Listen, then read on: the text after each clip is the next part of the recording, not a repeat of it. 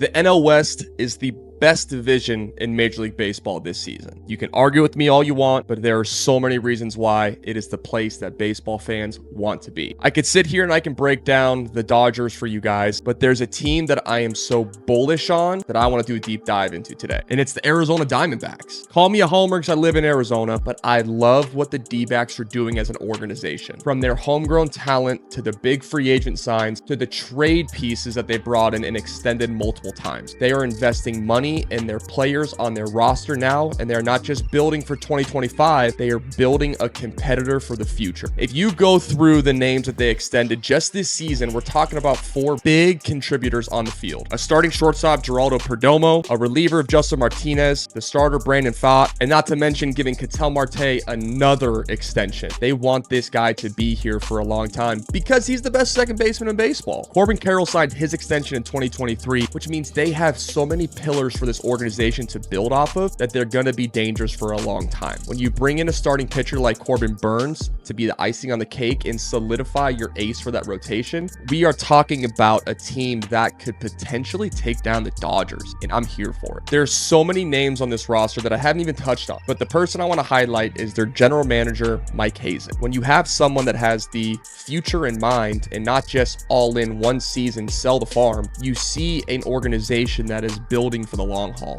and I love it. I'm such a fan of this, and baseball needs more of this all around. It's building competitors and it's building solid foundations for a team to win for a long time. Torey Lovullo does a phenomenal job as a manager as well. You have to have these key components from the top down to be willing to invest in the players in the field, and they've done that. There's one guy that I'm looking at really closely that might be earning the next extension as we speak. His name is Pavin Smith. He was a first rounder in 2017, so this team has been investing in him for a long time, and in the year 2025, he is off to a career start, and he is a big reason why the D-backs did not re-sign a 10-year vet in Jock Peterson. They are giving him everyday at-bats and the opportunity to succeed for a team that's built to win. He's got a beautiful swing, so let's take a deep dive into it. I want to showcase homers from 2024 and 2025 because this guy had a beautiful swing to start with. He was a first rounder for a reason. This homer off a lefty in St. Louis. Watch this swing.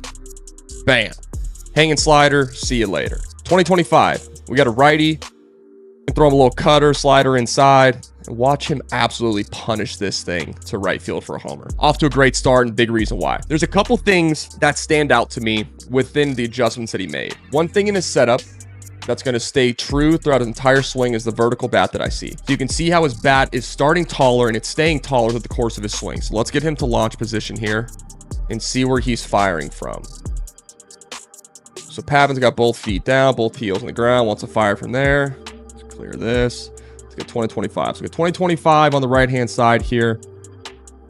And I want to show you how much taller this bat angle is this season compared to how flat it was last year. We're seeing a lot of guys making this adjustment right now because they want to keep the barrel in the zone longer. So what this does, entering a little bit more vertical, slight posture adjustment, and I wish that this left-handed pitcher on my left-hand side wasn't blocking my back knee because look, you can see his left knee poking out right there, where on the right side here in 2025, that back knee's hidden. That's telling me that he's keeping the front side closed longer and he's able to hold the load on the back hip for a much longer period of time. He has more control over his body. So we go through this. Look at this swing. Absolutely gorgeous. So that's 2025 right there.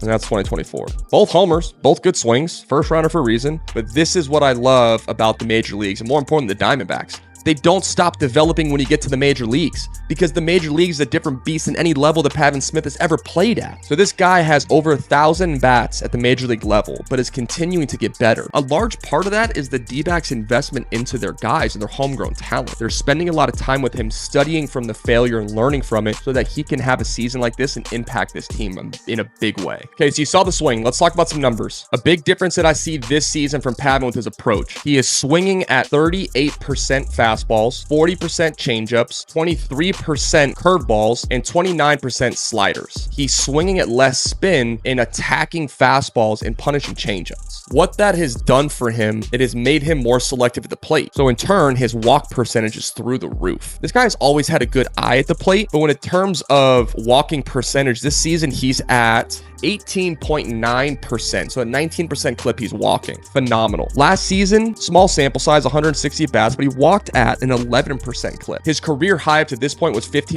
in 2023, and that was the World Series year. There's something that the D-backs saw in Pavin last season in the small sample size of 158 at-bats that motivated them to give him a real shot this season. He had a slugging percentage of 547 last year. Unbelievable. This season, his slugging percentage at 733, and we're 74 bats into 2025. He's more selective. He's doing damage. He's fulfilling the role that he knew he could always be for this club, and the D-backs are taking notice of it. Based off of Pavin's early 2025 production, he's proven the D-backs right. The decision that they made to not re-sign the vet and give him those ABs was the right one. I wanted to showcase this side-by-side view that I have here of Pavin as well. Something that I had a really great hitting coach showcase to me was great hitters have space between their head and their barrel. Look at the swing on the right here. That's 2025. More vertical barrel. It's going to enter deeper. It's going to stay in the zone earlier and longer. If we look at the swing on the left here, that's 2024. The bat's a lot flatter, which is going to create an east to west bat path out and around this baseball.